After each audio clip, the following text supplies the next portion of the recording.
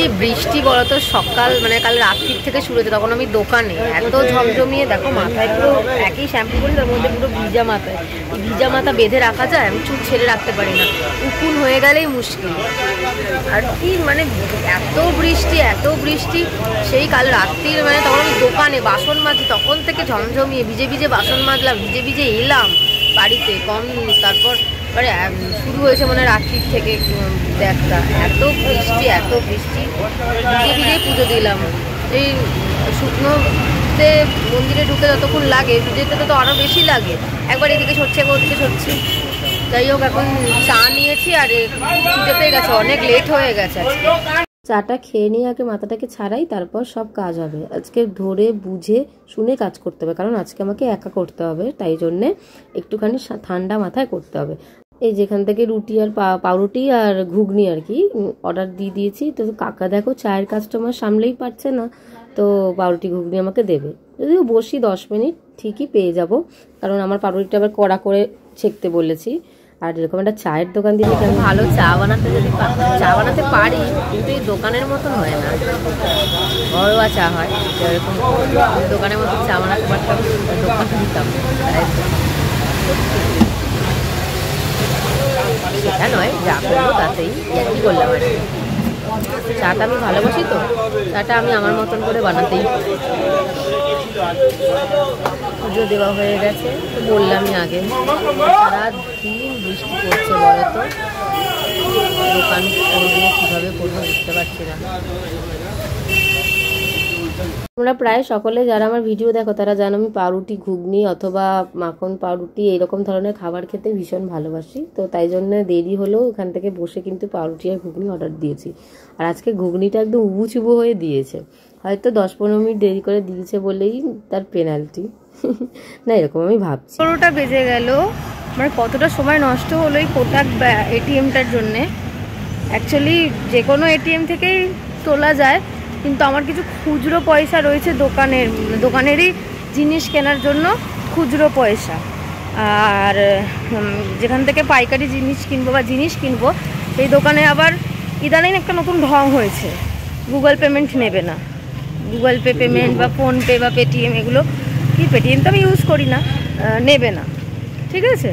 তো যার জন্য সমস্যা হয়ে গেছে, কারণ আমার দোকানে তো কাস্টমারকে ব্যাংকের সার্ভিস দিতেই, মানে সার্ভিস রাখতেই হয় ওই গুগল পে পেমেন্টের যে ব্যাপারটা। কারণ এমনি ওইটা মোড়া ফুড কাস্টমার হয় না। যাও কটা কাস্টমার আসবে খেতে, তাদেরকে যদি বলি দাদা আপনারা ক্যাশই দেবেন, তাহলে তো দোকানদারি করা মুশকিল হয়ে যাবে না।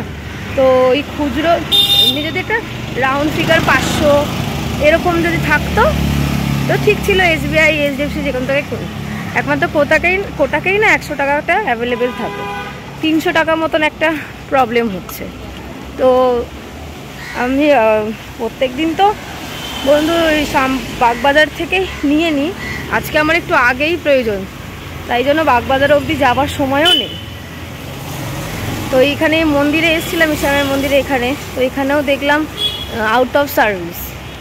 কতটা সময় নষ্ট হলো। এখন সেই আছে নয় চিত্তরঞ্জন এভিনিউতে, ওইখান থেকে হাঁটো, নয় দাসপাড়ার দিকে, দেখি এখানে একটা ব্যাংক এটিএম দেখতে পাচ্ছি, যদি এটা 100 অ্যাভেলেবেল থাকে তো নেবো, নাহলে আমাকে ওই কষ্ট করে আবার যেতে হবে, খাটনির শেষ নেই।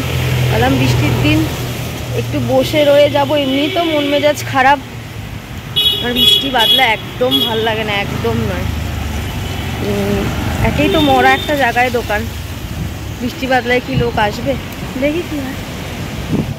ওই ব্যাংক এটিএমটাতেই আমি ক্যাশ পাইনি। যাই হোক বাড়ি চলে এসেছিলাম, তোমাদের হাতটা দেখাচ্ছি, দেখো কতটা ফুলেছে।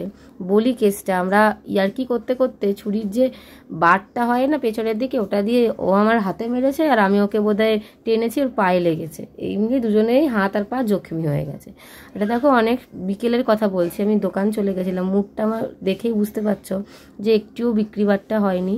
আর প্রায় অনেকক্ষণই দোকানটা খুলেছি, কিন্তু কোনো কাস্টমারই আসেনি। আসবে কি করে এত অঝরে বৃষ্টি পড়লে। আর আমাদের আমি কি বলবো, এই দিকের ফুটটাতে কোনো লোকই হয় না, খুবই সমস্যা। যাই হোক তবুও বসে আছি যে নিশ্চয়ই হবে। আর অঝরে বৃষ্টি পড়েই যাচ্ছে। এ দেখো, এটা আরও রাতের কথা বলছি, হয়েছে, তবে খুব একটা নয়, হাতে গোনা 10 কাস্টমার বোধহয় পেয়েছি। বলো এভাবে কি দোকানদারি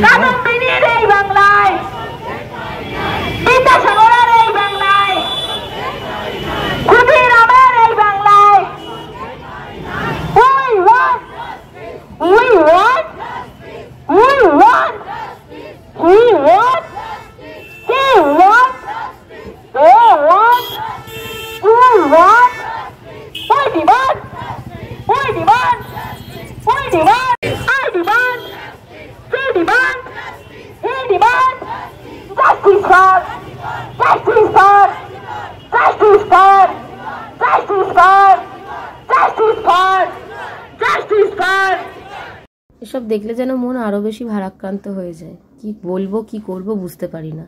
দেখো বাড়ি এসে মা আমাকে একটু প্রসাদের দই দিল, আমি ভুল করেছি, ওটা বিছানায় রেখে ফেলেছি, যাই হোক মা দেখতে পারিনি, দিলে আমার পিঠের চামড়া গুটিয়ে দিত। আর দইটা দেখেছো কি সুন্দর সর মতো হয়ে গেছে। এই রাতের বেলায় আমার ইচ্ছা করছিল একটু কোল্ড ড্রিঙ্কস খাই, এইটুকু কোল্ড ড্রিঙ্কস ছিল, এটাকে এখন গ্লাস দিয়ে বার করে গ্লাসে নিয়ে মানে একটু নাটক করে আমার খেতে ইচ্ছা হলো। হয়তো মনটাকে ভালো করার চেষ্টা করছি, সেটাই করি, মন যেখানে ভালো থাকে। আমার মন কিন্তু তোমাদের জন্যও খারাপ। তোমরা কেন আমার ভিডিও দেখো না, কেন আমার ভিডিওতে ভিউজ হচ্ছে না, আমি এটাই বুঝে পাচ্ছি না। আমি কত পরিশ্রম করে ভিডিও বানাই, তোমাদের কি ভালো লাগে না গো আমার ভিডিও দেখতে বা আমার কথা শুনতে? একটু আমাকে বলো। আমার না শর্ট ভিডিওতে ভিউজ হচ্ছে, না লং ভিডিওতে ভিউজ হচ্ছে, চ্যানেলটা কি বসে গেছে? যদি সেটাও হয়ে যায় তাহলে সেটার কারণও আমাকে বলো, বা সমাধানটা আমাকে বলো, আমি জানতে চাই আমার ভিডিওতে কেন ভিউজ হয় না। দেখো রাতের বেলা একটু লুচি আর আলু কুমড়োর চচ্চড়ি নিয়েছিলাম, হেভি হয়েছিল চচ্চড়িটা, আমিও খাই। আর তোমরাও কিন্তু আমাকে উত্তরটা জেনে বলো, আমাকে কমেন্ট সেকশানে অবশ্যই জানিও যে লঙ্কাটা একটুখানি করে নিচ্ছে ঝাল ঝাল, মিষ্টি মিষ্টি আমার খুব একটা ভালো লাগে না, একটু ঝাল মিষ্টি ভালো লাগে। ঠিক আছে, অবশ্যই কিন্তু আমাকে জানিও।